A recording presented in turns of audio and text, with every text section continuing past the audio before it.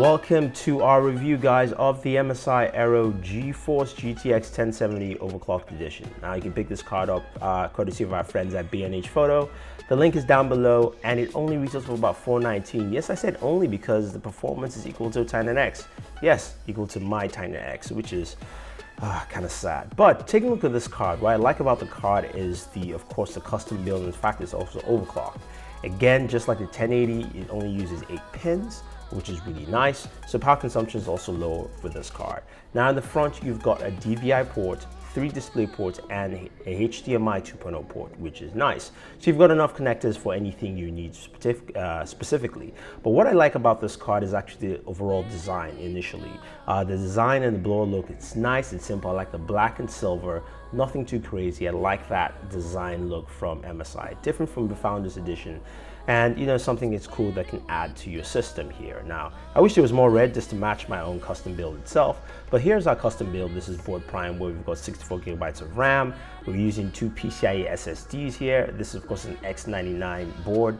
We'll have the specs for you guys down below to take a look at all that internally. But our SSDs are of course Samsung, the 950 Pro there. We've got a Kingston as well, which is also PCI slid in. That is a 5960X processor. But let's take a look at some of the games. That's what you care about. How is game performance with this card on this build, the same build we use for our GTX 1080. So the first game here is The Witcher 3. Now we're basically playing this game on Ultra.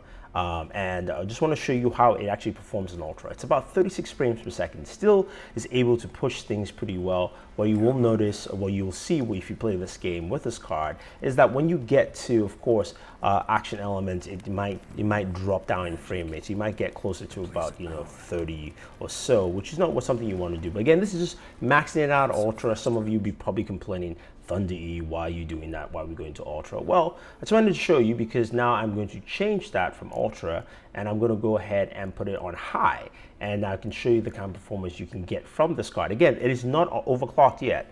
I haven't actually gone into that. We'll get into the settings of that, but I'm going to put it on high here, and I'm going to show you the frame rate change. So again, we're doing about 36 at Ultra with this card on overclock. Now it's about 46, 47, goes up to about 50 sometimes. So you can see here again, just on the normal settings with the card, nothing overclocked, I can do this game. I can actually play the game pretty well, comfortably. I can render everything I want to do, and again, it just handles things pretty well. So I do like the way where this card is. I like the fact, again, and we'll see that later on as we get to start overclocking the card to see how well it performs. But even now as it is, you can see everything is rendered pretty well. Water, again, is also done well with this card. Although the artifacts actually process pretty well. Now let's go over to The Division, which is a game that also has a very vast environment. Right now it's at 42 frames per second. Between 30 something and 42. This is all set on Ultra for the card here, and I want to show you guys what that actually looks like. Of course, that's the graphical interface. Apologize for that, I even know what I was thinking. But here it is, custom. Everything is actually set maxed for the game here. So we're going to go through that, and we're going to go through some of the gameplay elements to see how well it handles. Now as we exit out of here, see the frame rates. We're doing about 40 to 43, 44. And again, everything looks pretty sharp. Everything looks pretty good. Again, this is the card not overclocked, and we're going to get into some action elements here. You're going to see it will drop down a little bit as I get into a firefight, so about 34 or so, 36. And then as we go ahead and change this over, we can get over and see what we have in terms of performance when we actually drop to say high, for instance. So now you can see it's already at 52 frames per second without any action going on, which is nice. So this tells me that, again, this card can do quite well. Again, this is not overclocked. I don't have anything set in that framework yet, but I should be able to get some really good performance overall. Now, we're playing Underground and Division. I don't know who plays Division out there. If you guys are playing Division, let me know. I usually play with Sam and the rest of the crew, but again, you can see it's gone up to about 60 in some parts. But I'm in a firefight here, is about 52 frames per second. So this card handles well there. Now, the final game we're going to check out before we go ahead and overclock the card here is Doom.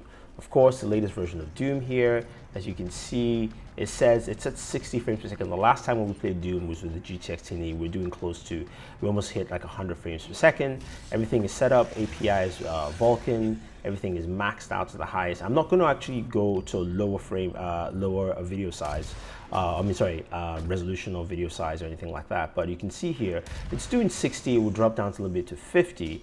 Again, gameplay is smooth and fast. There's really no slowdowns, which is something you do not want to see when you're playing Doom, because it's a very fast-paced game. But as you can see here, this does, but it does a very good job handling Doom very well. Now, as we continue with the gameplay here, what I'm actually going to do is go ahead and jump out after some of this gameplay, and then we'll go ahead and change some of the settings with of course, the custom overclock software from MSI, which is pretty nice. So here's the software itself. Now the software has various skins, which we'll get to in a second, but it has lots of options, of course, for your core temperature. On the right-hand side, you also have your core speeds, all that stuff, everything you need in terms of actually gauging what you want to do in terms of measurements. You have profiles that you can actually set, so you can actually set profiles for different types of overclocking options that you've set up in there, which is nice. You can also go ahead and save that, apply it, you can refresh, and you can go into settings. Now the settings allow you to go into more custom detail here. So the settings allow you to go in, add more options in there. You have various things you can actually do in the settings in terms of actually setting up, checking out your memory bandwidth, things like that. You can go ahead and also check out more options. You can take screenshots in the settings. I believe you can also do some video recordings in the settings, which is great. So you can actually use it to do video capture if you want to. And there's so many more things. You can also set up the exact profile name. So the profile I set, which I call this profile 1, you can go ahead and change that and actually rename that to something else specifically for what you want to do within the game. So you can have a profile for Doom, you can have a profile for The Division, you can have a profile for any game you want to, but mine is just profile 1. So you have all that, you can hit that and hit save, and that will also refresh everything all together.